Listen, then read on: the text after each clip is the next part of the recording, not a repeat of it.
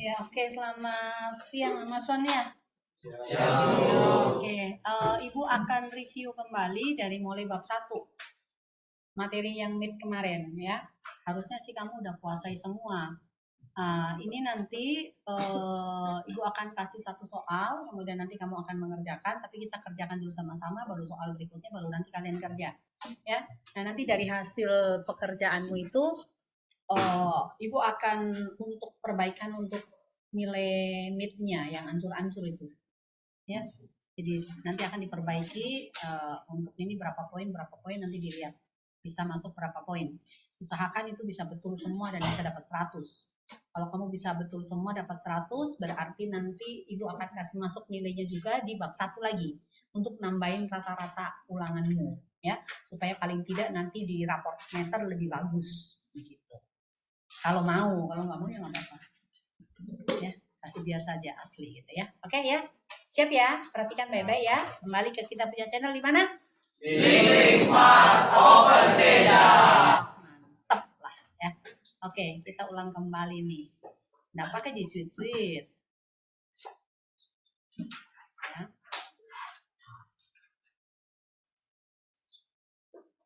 Oke.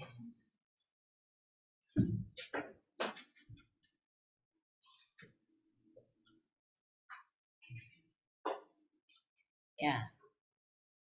Sebutlah di sini R1, R2, R3, R4, R5, R6 ya. E1, E2, E3, E4.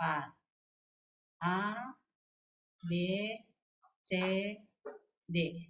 Anggap 2 ohm, 3 ohm, 6 ohm, 9 ohm. Berapa ini? 20 ya. Kemudian di sini 4 ohm, di sini 6 ohm. Berapa? 30 ya. Setelah ini adalah 20 volt, 10 volt, lalu ini 30 volt, 10, ini 20 volt gitu. Nah sekarang misalnya arah loopnya kamu mau kemana? Searah gitu? Ya. Oke ya. Kalau searah jarum jam, perhatikan. Di E1 ketemu negatif positif? Negatif. Di E2? Positif. E3? E4? Positif. Oke. Jadi ini Ibu pakai jalan lain lagi ya. Tidak langsung sigma E tambah sigma IR. Jadi cari sigma E-nya dulu. Sigma E sama dengan berarti min E1. No, jangan langsung angka. Tambah E2 kurang E3 tambah E4.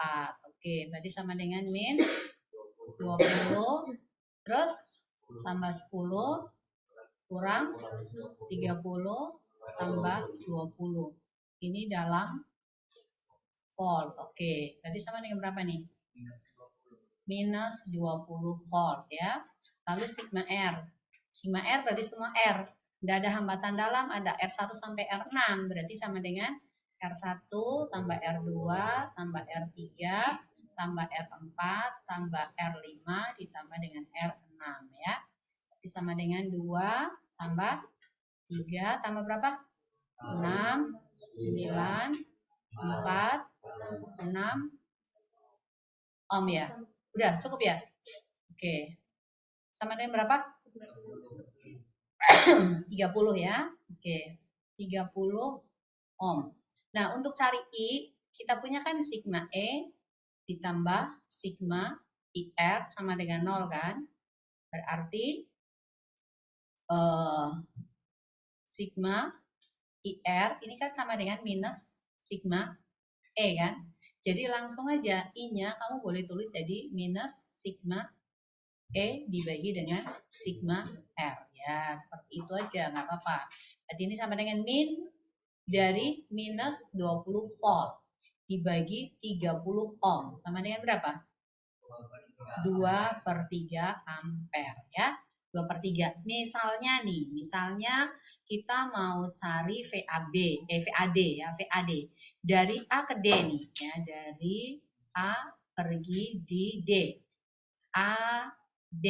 Ini adalah V-nya. I-nya naik atau turun di AD? AD. Kamu lihat loopnya. Set, naik.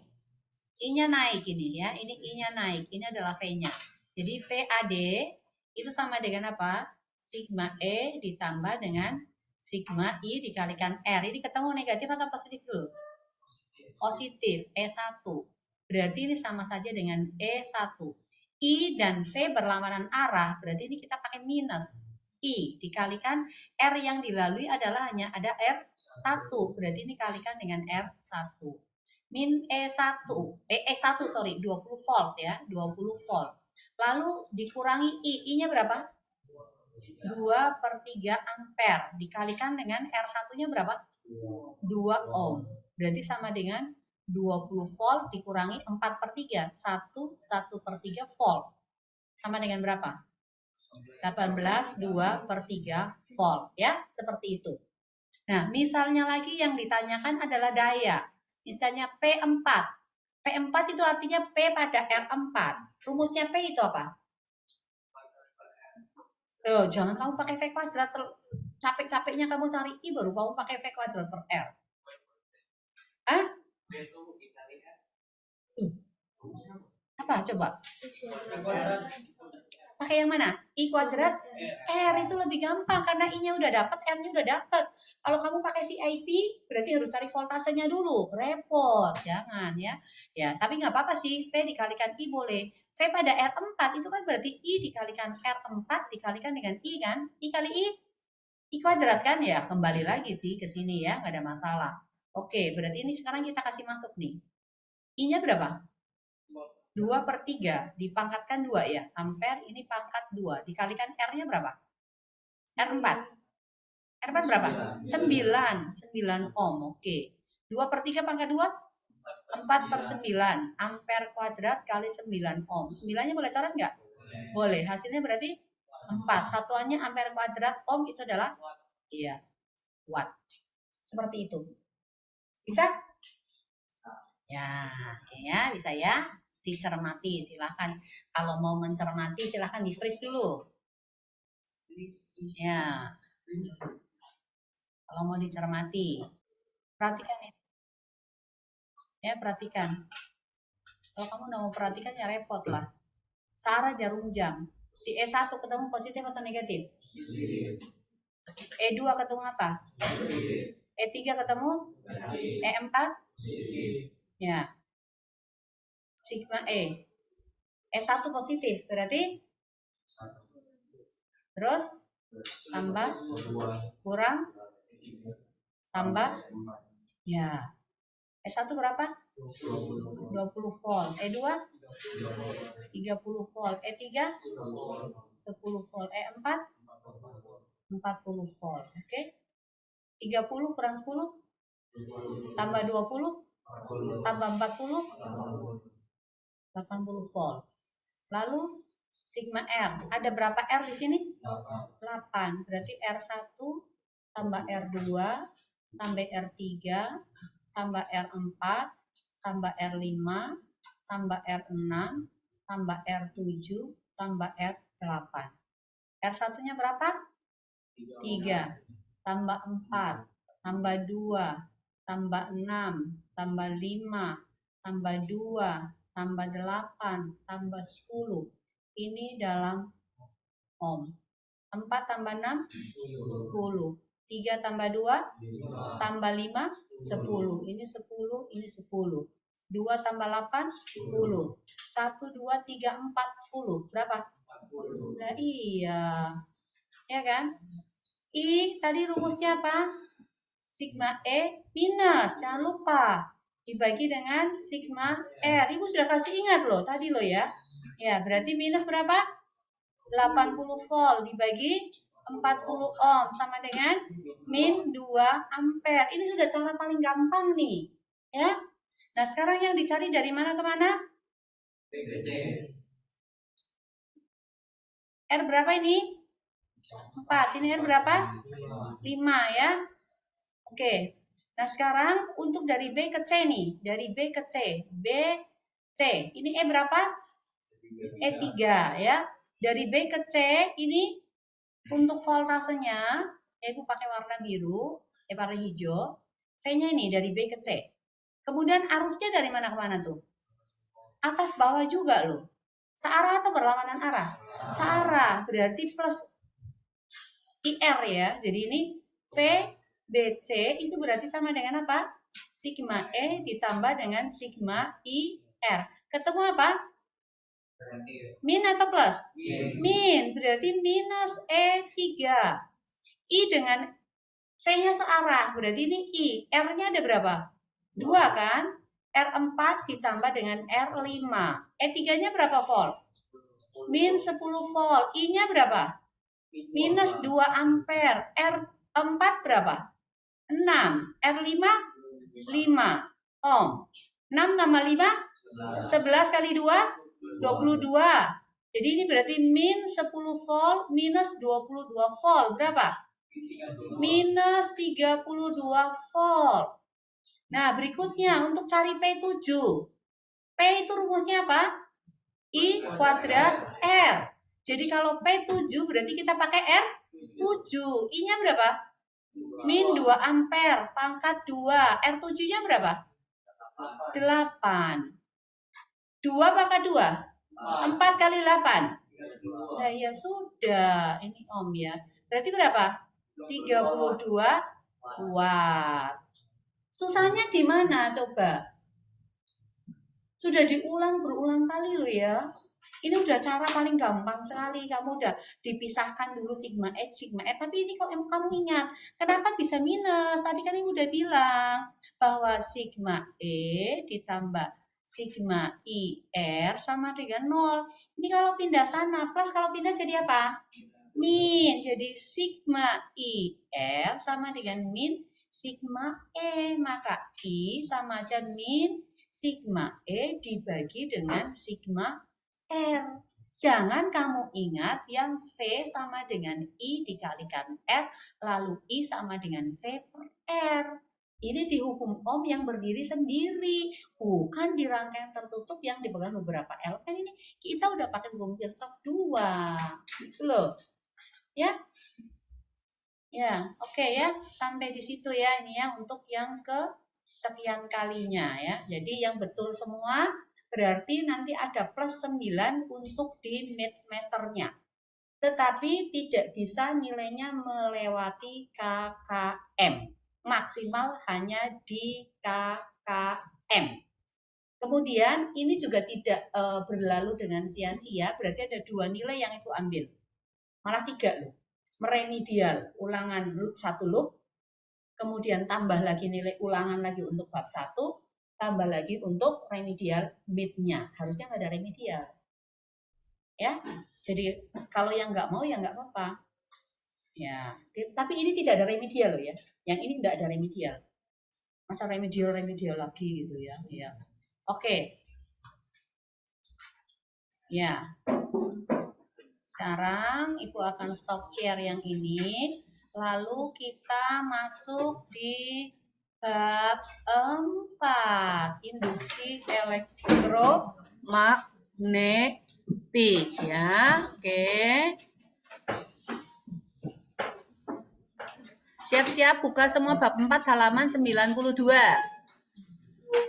Ya, itu halaman 92 nanti mau dikerjakan soal nomor 1 sampai dengan soal nomor 5 ya, 5 nomor mau dikerja.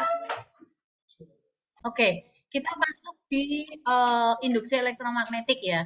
Nanti yang terakhir sekali kita akan belajar tentang trafo. Trafo ini udah dipelajari loh di SMP kelas 3 ya. Oke, ya. Sekarang kita masuk di sini. Pertama kita akan belajar dulu tentang flux magnet. Yang lalu kan kita sudah belajar tentang flux listrik ya. Ini sekarang kita belajar tentang flux magnet. Flux magnet ini berhubungan dengan magnet. Kalau ada magnet berarti ada garis-garis gaya magnet. Yang perlu kamu ingat, garis-garis gaya magnet itu keluar dari kutub utara masuk ke kutub selatan. Ya, keluarnya dari mana? Kutub utara masuknya kemana? Farel keluarnya dari mana? Kutub utara, bukan utara. Kutub utara. Masuknya kemana? Ke kutub selatan. Ya, oke. Ya. Kalau kita keluar dari Taman Eden karena berdosa, percaya Tuhan Yesus, kita masuknya kemana? kemana? Ke surga. Iya, ya. Ya, jadi percaya sama Tuhan Yesus supaya masuk surga itu ya. Oke, nah sekarang kita anggap ruangan ini lantainya adalah magnet dengan plafonnya itu magnet. Anggaplah magnetnya yang di atas adalah kutub utara, yang di bawah adalah kutub selatan. Nah, kalau begitu garis-garis gaya magnetnya itu mengarah dari plafon ke lantai atau dari lantai ke plafon? Dari utara ke selatan. Atas utara, bawah selatan. Kemana? Dari plafon menuju ke lantai ya. Nah, arah induksi magnet itu ditunjukkan menggunakan 4 jari, ingat ya. Berarti arahnya mana? Ke bawah ya. Nah, banyaknya garis-garis gaya yang menembus bidang, misalnya itu di depannya kalian itu ada apa? Ada meja-meja, kemudian ada botol minum. Botol minum permukaannya itu berbentuk apa? Lingkaran, berarti luasnya kita pakai luas lingkaran. Kalau mejamu berbentuk apa? Persegi panjang, persegi. Masa persegi coba ukur, panjangnya berapa, lebarnya berapa? Ya, persegi panjang. Berarti luasnya kita pakai luas persegi panjang. Kalau luasannya itu berbentuk trapesium, berarti kita juga pakai luas trapesium. Kalau luas bentuknya persegi, luasnya berarti pakai apa? Persegi. Rumusnya apa? Sisi kali sisi. Kalau berbentuk persegi panjang, panjang kali lebar. Kalau berbentuk segitiga, 1/2 alas kali tinggi. Kalau berbentuk jajar genjang, no, salah. Itu belah ketupat, layang-layang. Belah ketupat layang-layang, diagonal 1 kali diagonal 2 dibagi dengan 2. Kalau jajar genjang, alas kali tinggi. Kalau trapesium, jumlah sisi jajar kali tinggi dibagi dengan 2. Kalau bentuk lingkaran, pi r kuadrat. Oke ya. Perhatikan ke sini. Jadi, flux itu dirumuskan. Ini flux lambangnya ini ya. Flux itu dirumuskan sama dengan B dikalikan A. Di mana B itu adalah induksi magnet dan A-nya itu adalah luasan yang ditembusnya ya. Nah, syaratnya apa? B ini harus tegak lurus dengan A. Jadi kalau tidak tegak lurus, maka kita harus mencari komponen-komponen yang tegak lurus. Misalnya ini, luasannya kalian seperti ini A-nya ya, anggap mejanya seperti itu, tapi kan kita nggak bisa gambarnya seperti mejamu gitu, karena ini dimensi 2 bukan dimensi 3 ya. Nah, kemudian induksi magnetnya misalnya ini B-nya ya. B-nya induksi magnetnya ini membentuk sudut nih seperti ini. Membentuk sudut ini B-nya. Ya. Maka untuk ini itu kita harus proyeksikan B-nya yang sejajar dengan bidangnya dan yang tegak lurus dengan bidangnya kalau kita memproyeksikan. Berarti kita proyeksikan ini ada yang ke sana. Kemudian berikutnya lagi ada yang ke sini. Nah, yang mana yang tegak lurus? Ini B apa? Sejajar atau tegak lurus?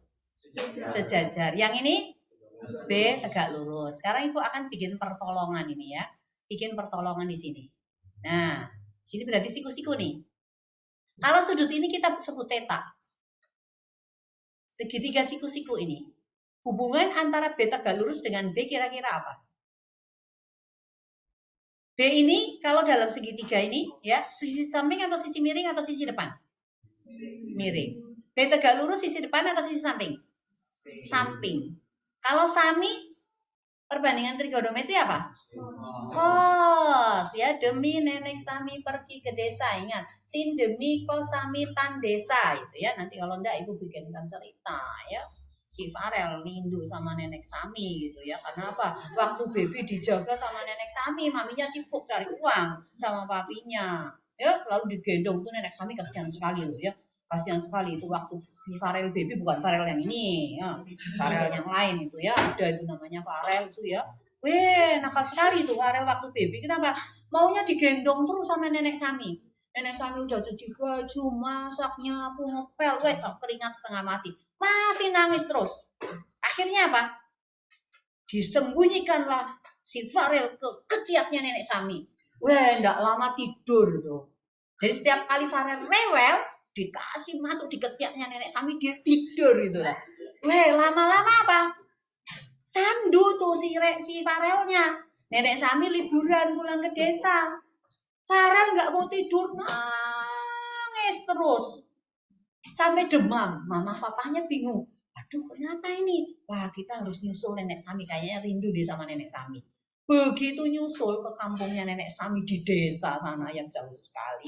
Farel lihat nenek Sami, nenek. Langsung dia nyungsep di ketiaknya nenek Sami, tidur lagi.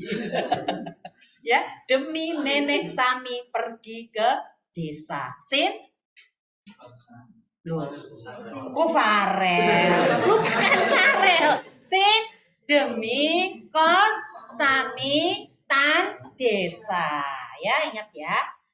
Demi itu depan miring, Sami samping miring, desa ya depan samping. Ya, oke. Nah, ini akhirnya kamu dapat demi nenek Sami pergi ke desa itu ya. Jadi ini berarti dapat apa? Sami? Iya. Cos tetanya berarti sampingnya ini apa? B tegak lurus kan? Miringnya apa? B kan? Berarti B tegak lurus sama dengan? Ya, B dikalikan cos daripada theta. Nah, sekarang ini fluxnya tadi kan sama dengan apa? B dikalikan A kan? Ya. B-nya harus B tegak lurus. B tegak lurusnya sama dengan apa? B dikalikan cos theta, ini kita kalikan dengan A. Untuk menghindari kesalahan kamu kalikan theta dan A dulu, maka A-nya kamu pindahkan ke depan. Jadi ini sama dengan BA dikalikan dengan cos theta. Nih, jadi ini ya. Kenapa bisa sama dengan BA cos theta? Ya, karena itu. Oke, next. Ya. Ya, sekarang ini ya.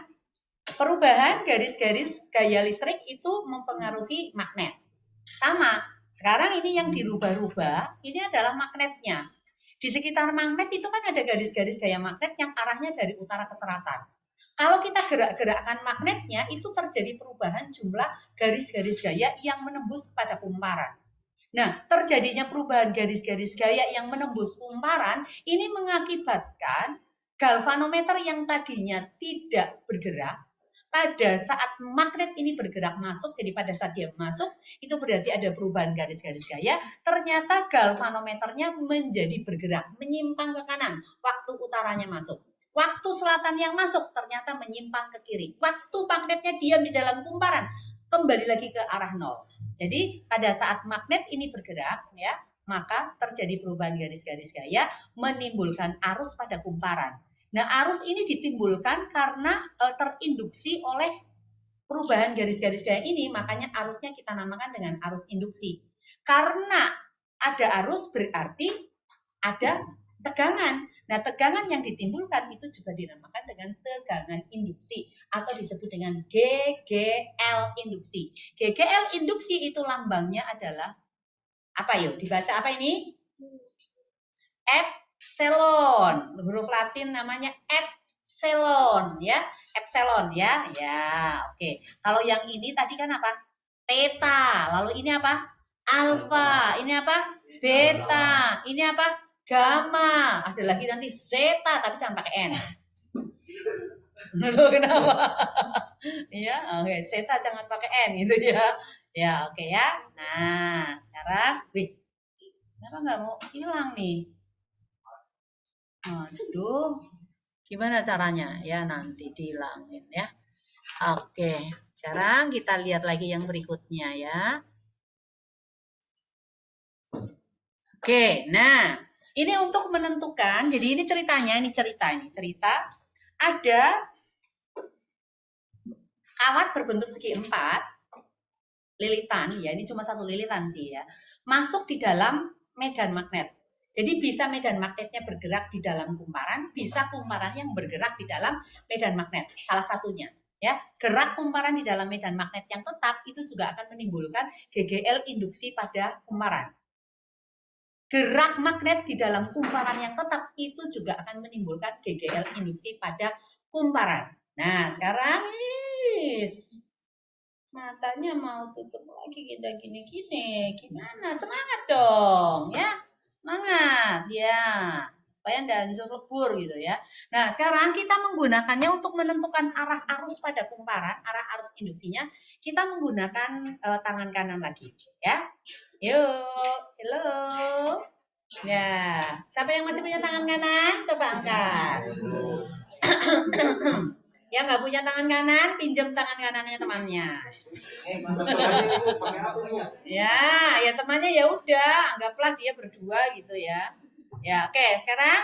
Nah, kalau pada gaya Lorentz, ini menyatakan induksi magnet. Ibu jari menyatakan apa? Arus. Telapak tanganmu menampar kemana? Menyatakan gaya Lorentz. Sekarang terbalik lagi. Ini 4 jari tetap induksi magnet. Kalau magnet dari utara ke selatan ya, ingat ya. Kemudian ininya karena kawat yang bergerak, ibu jarinya itu adalah V-nya. Kemana bergeraknya? Lalu telapak tanganmu itu tamparannya kemana? Atau menghadap kemana? Itu menunjukkan arah arusnya kemana. Ya, tapi jangan tampar temanmu ya. Nggak boleh. Farel tutup dong. Iya, nanti lalat masuk. Ya, nah sekarang B-nya itu dari utara ke selatan, berarti atapnya utara, bawahnya selatan. Berarti B-nya mana? Ya, ke bawah ya, ke bawah. Ini gini ya, ke bawah. Ya, ke bawah. Kemudian arah gerakannya ke kanan. Kamu lihat itu yang sana ya, ke kanan. Ke kanan. Berarti arusnya kemana? Menjauhi kamu atau mendekati kamu? Menjauhi, menjauhi. Oke. Menjauhi. Menjauhi ini berarti dari P ke Q atau Q ke P? P-nya ada di sini nih, Q-nya ada di sini. P ke Q atau Q ke P? Ayo. Ini P-nya di sini. P menuju ke Q. Jadi pada saat, nah ini ibu gambarkan lagi kawatnya ya. Ini kawatnya nih. Ya, ini kawatnya. Pada saat kawatnya bergerak ke kanan. Ini adalah V-nya nih. Ini V. Kemudian induksi magnetnya kemana tadi? Turun ya, induksi magnet ya. Ini B. Ini B-nya. B turun. Di sini adalah P, di sini adalah Q. I-nya kemana? Ikut. P ke Q atau Q ke P? P ke Q. Oke, berarti arusnya ke sini. Ya. Maka arusnya arahnya ke sana. Dari P menuju ke Q. Sekarang, pada saat kawatnya bergerak ke kiri. Ini V-nya nih. Ini V. Kemudian induksi magnetnya kan tetap B-nya ke bawah. Jadi pas ditarik keluar. Ini B-nya. Sekarang I-nya kemana? Ya, I-nya berarti dari Q ke P. Ini ke sini. Ya. Ini adalah arusnya. Ya, ingat ya. Nah, sekarang kalau gitu kita mau lukis gaya Lorentz-nya nih. Gaya Lorentz-nya kan I, B, F kan ya. Nah, untuk yang di kawat PQ ini. Anggaplah ini kita sebut saja ini RS ya. Ini RS. Di PQ itu. Di PQ, I-nya kemana? Dari P menuju ke Q kan? B-nya kemana? Turun kan? Lorentz-nya berarti kemana? Ke kanan atau ke kiri? Turun, masuk. Kemana? Ke kiri. Oke. Berarti gaya Lorentz-nya ya, ini arahnya ke sini. Nah, ini Lorentz di sini. Ini F Lorentz-nya. Sekarang untuk di kawat RS. I-nya menikam kita. B-nya turun. Lorentz-nya kemana? Ke kanan. Oke. Ayo. Ya, ini di RS ya. Ini Lorentz-nya ke sana. Nah, kamu lihat ini. Antara F Lorentz dengan V-nya. Gimana? Berlawanan arah, bukan tolak-menolak. Ya, berlawanan arah. Jadi, kalau kawatnya ke kanan, berarti Lorentz-nya ke kiri. Ya, itu aja. Oke? Sip lah. Sekarang next lagi. Ya, ini rumusnya ya. Kenapa bisa sama dengan itu? Sekarang kamu ingat rumus daripada gaya Lorentz itu apa? F sama dengan apa? Bil ya.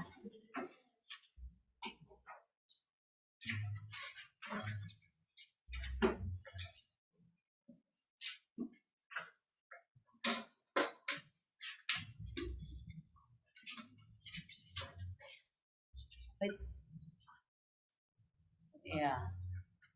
Oke. F Lorentz itu sama dengan B dikalikan I dikalikan L ya. F itu sama dengan BIL. Nah, kemudian untuk usaha di dalam gerak itu kan sama dengan F dikalikan dengan delta S kan, atau kali S kan. S itu kan jarak perpindahannya. Nah, di dalam GLB, rumus S itu sama dengan apa? GLB, gerak lurus beraturan. Berjalan dengan kecepatan 10 meter per detik selama 5 detik. Iya, jarak yang ditempuh itu sama dengan apa? Apa? V kali T, oke. V dikalikan T, ini W-nya. Lalu kamu ingat rumusnya Pak Vicky, W sama dengan apa? V kali Q, oke. Berarti V sama dengan apa? W per Q. W-nya sama dengan ini. Berarti sama dengan F, V, T. Q itu sama dengan apa? Temannya Pak Vicky siapa? Ada Fir, satunya Fir siapa? Kit. Kit, berarti Q sama dengan apa? I kali T. I dikalikan T. Apa bisa hilang? T-nya hilang. F-nya tadi sama dengan apa? Bil kan? Ya. Dibagi dengan I. Jadi apa? B, L, V. GGL dirumuskan sama dengan minus BLV atau LBV. Tanda min ini untuk menandakan bahwa dia induksi. Ya. Oke, ya. Jadi dari sini asalnya. Nah, sekarang contohnya misalnya. Ya. Ini nggak bisa dihapus lagi itu. Ya, contohnya misalnya ada sebuah kawat, ya. Ya.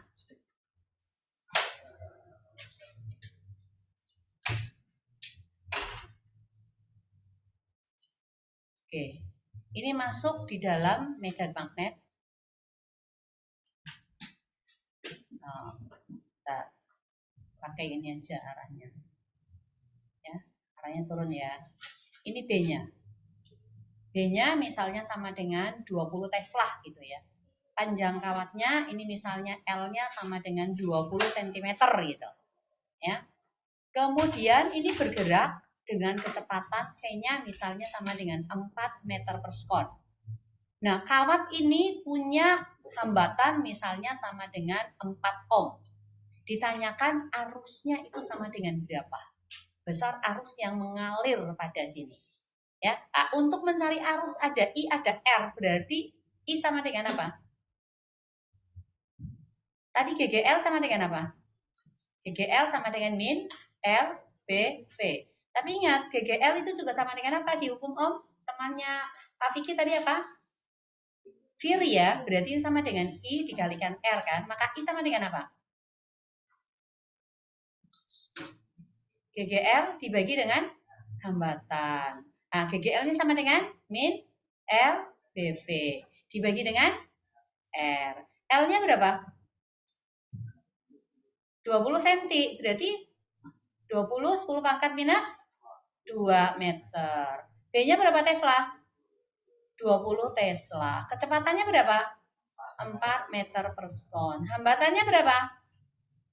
4 ohm. Apa yang bisa hilang? 4 dengan 4. 20 kali 20? 400 kali 10 pangkat min 2? Berarti minus 4. Satuannya adalah ampere. Ampere ini sama dengan apa ini? Meter kuadrat per Tesla ya. Tesla meter kuadrat per sekon ohm ya, sama aja itu. Ya, seperti itu. Oke. Nah, sekarang ya, oke. Nah, ini lagi. Jadi selain GGL tadi sama dengan min LBV, GGL juga dirumuskan itu sama dengan apa? Delta flux dibagi dengan delta T, min D flux per dt. Kamu ingat, flux itu sama dengan BA dikalikan cos daripada theta. Jadi kalau D flux berarti ini sama dengan delta BA cos theta. Ada 1, 2, 3 variabel. Jadi ini boleh dituliskan sama dengan apa? BA delta cos theta. Delta cos theta itu berarti sama dengan apa? Cos theta 2 dikurangi cos theta 1. Tapi boleh juga dituliskan A cos theta berarti delta B. Kalau delta B berarti ini A cos theta, maka ini adalah B2 dikurangi dengan B1. Boleh enggak kalau A-nya yang berubah? Boleh. Jadi up to me gitu ya. Ya, bukan up to you gitu ya. Yang bikin soal siapa? Ya, gitu. Jadi ini boleh B cos theta dikalikan dengan delta A. Maka kalau seperti ini, berarti B cos theta dikalikan A2 dikurangi dengan A1. Ya, jadi tergantung siapanya yang berubah. Itu kalau langsung diketahui BB-nya. Tetapi kalau dalam bentuk persamaan, maka kamu nanti harus menggunakan diferensial. Ya. Ya, ini penjabarannya nih ya. Penjabarannya ini jika apa? A-nya yang berubah, ya. Jika A-nya yang berubah berarti A2 kurang A1 delta T-nya berarti T2 kurang T1.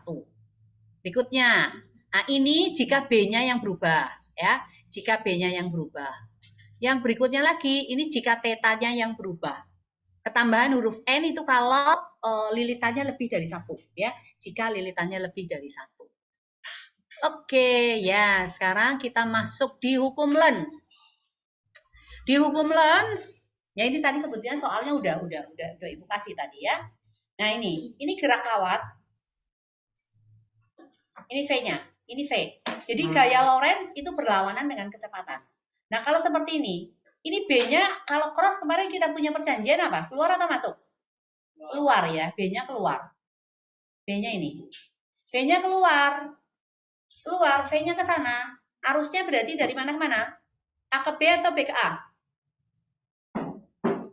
Telapak tanganmu menghadap ke mana? B menikam kita. Ini ke sana. Telapak tanganmu menghadap ke mana?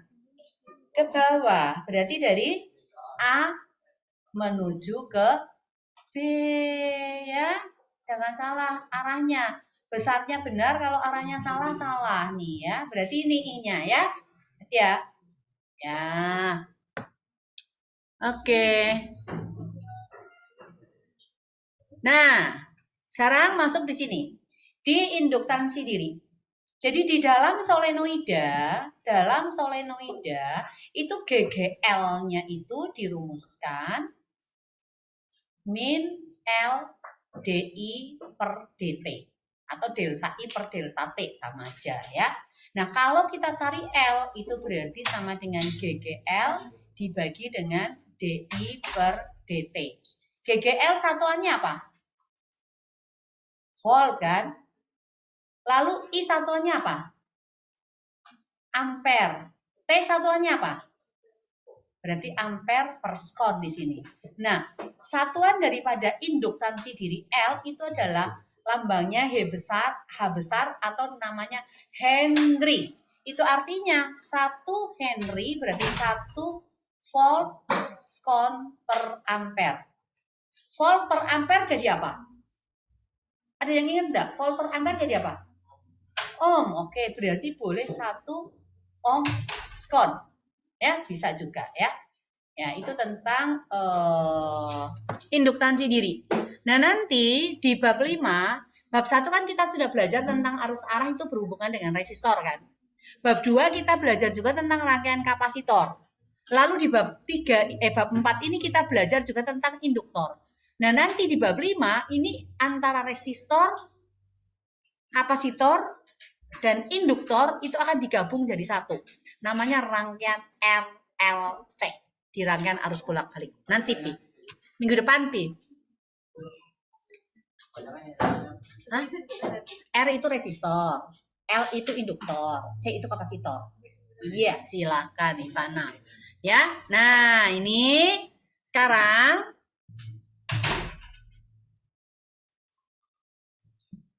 untuk induktansi dirinya ini ya selanjutnya itu juga dirumuskan L itu sama dengan N daripada flux dibagi dengan I ya, dibagi I. Nah, flux itu kan sama dengan apa kemarin? Atau tadi BA cos theta kan atau BA saja ya. Jadi sama dengan N B, A, ini dibagi dengan I. Ya. B itu sama dengan apa? Ada solenoida di pusat. Pusat solenoida, induksi magnet sama dengan apa? Mu 0 I N dibagi dengan L kan? Ya. Jadi kalau kita kasih masuk di sini ini adalah N dikalikan dengan mu 0 I N A dibagi dengan I L. Apa yang hilang? I-nya hilang. N kali N? N kuadrat mu 0 A dibagi dengan L. Atau mu 0-nya di depan, N kuadrat A dibagi dengan L. Ya. Ini rumus yang Ibu lupa waktu ikut Olimpiade Guru Fisika Sekota Makassar tahun 2015. Ini lupa ini, ya lupa rumus ya karena jarang ada soal-soal tentang ini jadi lupa. Nah khusus untuk toroida kan kamu ingat ini solenoida yang berbentuk apa? Ya lingkaran kan, ya berbentuk lingkaran. Nah kalau panjangnya solenoida ini kan sama saja dengan keliling lingkaran. Ya, berarti L-nya untuk solenoida itu adalah 2 pi R. Ya, R-nya ini adalah jari-jari efektifnya ya. Oke. Ya, silahkan. Seperti itu saja ya. Untuk cari panjangnya ini ya. Jadi ini 2 pi R gitu. Itu untuk toroida ya, untuk toroida. Oke. Jadi, nah, saat lagi kita akan selesai. Tinggal satu materi lagi setelah ini. Nah ini ceritanya ini ya, ini solenoidanya ini ada di udara. Jadi ini solenoida yang di udara. Nah, induktansi dirinya itu adalah L0. Tetapi jika ini kita bawa ke dalam larutan dielektrik, ya, maka di sini L-nya bukan L0 lagi, tetapi LB dalam bahan. Di mana untuk L0 tadi rumusnya sama dengan mu 0 N kuadrat A dibagi dengan L. Untuk di dalam bahan maka kita tidak menggunakan mu 0 tetapi mu N kuadrat A dibagi dengan L. Di mana mu itu sama aja dengan mu R dikalikan dengan mu 0 N kuadrat A ini dibagi dengan L. Nah ini kan sama dengan L0 tuh.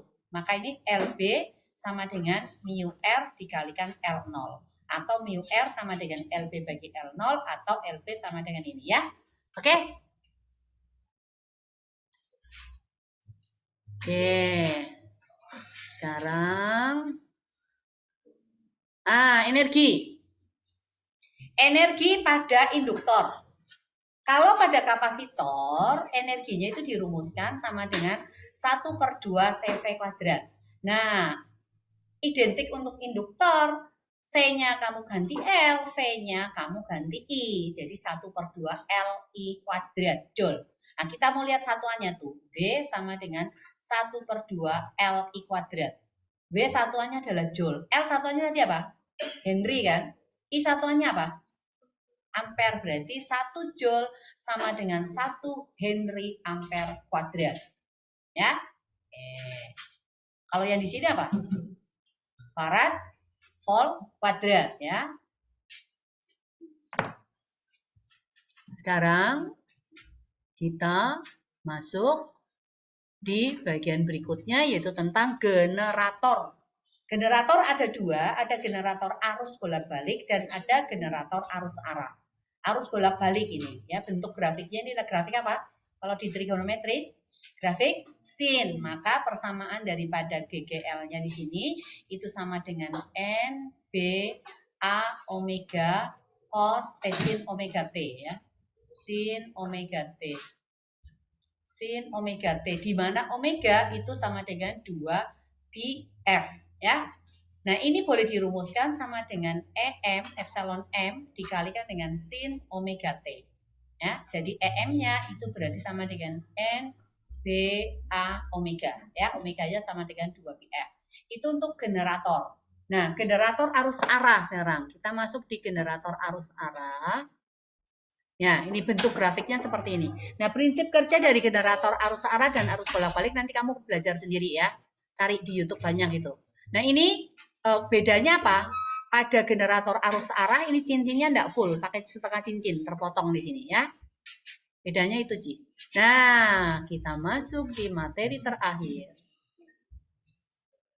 Di materi terakhir sekarang tentang trafo ya, trafo itu sangat penting dalam kehidupan sehari-hari. Tanpa trafo kita akan jadi gelap gulita. Kenapa gelap gulita kalau tidak ada trafo?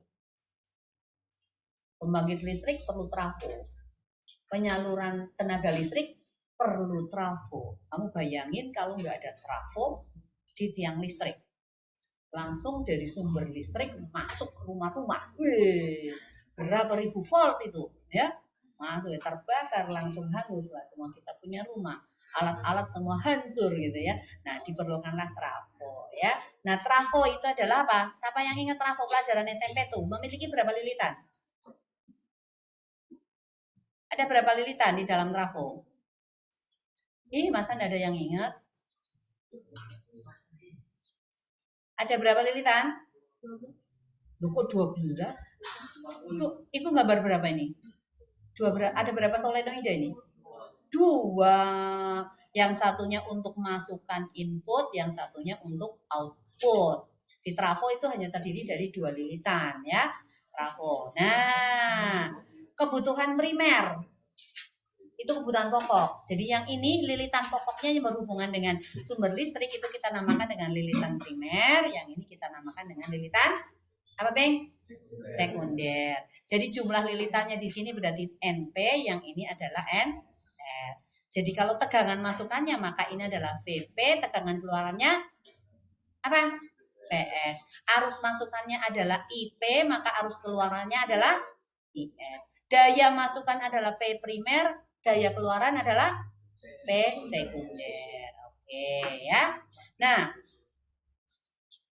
untuk menghasilkan tegangan yang lebih besar ya, agar V sekunder lebih besar daripada V primer, maka N sekunder itu harus lebih besar dari N primernya ya. Kalau gitu, kalau kita mau bandingkan VS per VP berarti sama dengan apa kira-kira? Supaya VS-nya lebih besar daripada VP. Ini N per N juga. S-nya di atas atau di bawah? Atas. NS per NP ya. Nah, ini untuk perbandingannya antara beda potensial dengan jumlah lilitannya. Nah, untuk trafo yang ideal ya, trafo yang ideal itu daya keluaran akan sama dengan daya masukan. Tadi P rumusnya apa? P power. Berapa? Rumus apa? V kali I kan, ya VIP kan, Pak Vicky loh ya. Berarti ini VS dikalikan dengan IS. Ini sama dengan VP dikalikan dengan IP. Supaya jadi VS per VP berarti ini sama dengan apa? IP per IS. Ini kan ada VS per VP tuh. Jadi boleh lagi di sini sama dengan apa? IP per IS ya. Jadi ini bisa digabungkan dengan ini, bisa juga ini, bisa juga ini gitu ya. Oke. Ya. Nah, ini yang ideal. Pada kenyataannya, apakah ada sesuatu yang ideal di muka bumi ini? Enggak ada, tapi pernah ada loh yang datang yang ideal. Siapa? Tuhan Yesus, hanya Tuhan Yesus yang ideal kan ya. Ya, oke.